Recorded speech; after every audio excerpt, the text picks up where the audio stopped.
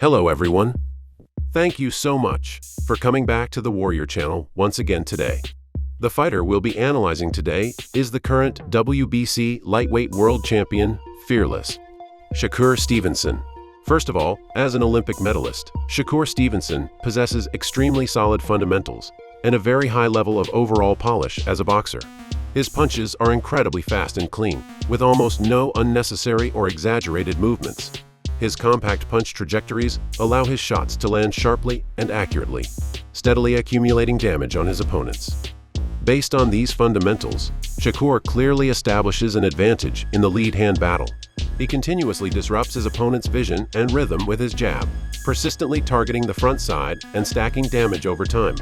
He's not just a fighter with a great lead hand.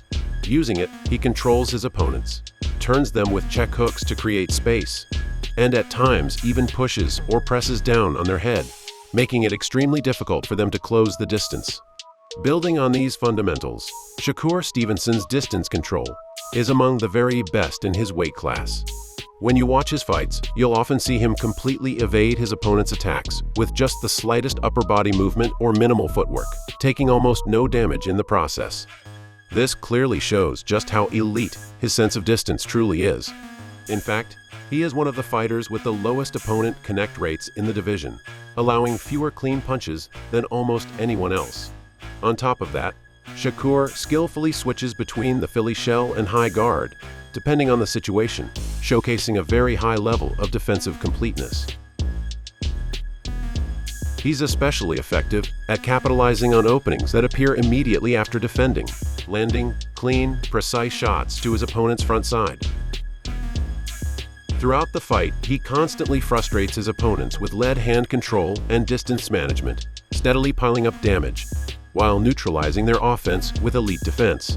When opponents force their way in recklessly, he punishes them with quick counters or sharp combinations. And if they hesitate, unable to find the distance or commit, Shakur wastes no time stepping in first and landing clean, decisive shots. In this way, he fully dictates the flow of the fight. Even when an opponent barely manages to trap him near the ropes or in a corner, Shakur immediately breaks the momentum with quick clinches. He also uses clinches and check hooks to subtly switch positions, instantly escaping to more favorable space. These intelligent movements highlight just how polished his ring IQ and game planning truly are. Watching him fight, you can't help but think, what if Floyd Mayweather had been a Southpaw? Wouldn't it look something like this? The sharp jab, elite distance control and footwork, high boxing IQ, and defensive mastery all strongly evoke Mayweather. On top of that, Shakur has the clear advantage of being a southpaw. In general, orthodox fighters face other orthodox opponents far more often, which naturally gives southpaw fighters more experience against orthodox styles. In opposite stance matchups, where the lead hands and lead feet overlap, controlling the outside position of the opponent's lead foot provides a major offensive advantage, and southpaws tend to occupy this position more naturally. Shakur Stevenson excels in this exact angle battle. He constantly takes the position that orthodox fighters find most uncomfortable. He excels at either quickly stepping outside his opponent's lead foot to deal damage, or deliberately drawing them into the angle and punishing them with clean counter shots. When you combine his elite defense and distance control with this lead hand and lead foot positioning, closing the distance becomes extremely difficult for his opponents. A prime example is his fight against Oscar Valdez. Throughout the bout, Valdez was unable to find the proper range and was forced to absorb punishment. Even when he managed to close in behind a tight guard, Shakur broke the rhythm with clinches. In the end, Valdez lost nearly every round and suffered a one-sided defeat after being completely outclassed. Personally, I believe Shakur Stevenson is one of the most complete fighters in boxing today, with very few flaws, and one of the smartest ring operators built on elite defense. That said, even Shakur has a clear weakness. That weakness is the lack of true knockout power. Although he lands many clean punches, knockdowns are relatively rare. His record reflects this. With only 11 knockouts in 24 wins.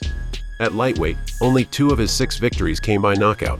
And as he moves into super lightweight, where he will face Teofimo Lopez, it remains uncertain how effective his power will be at this higher weight.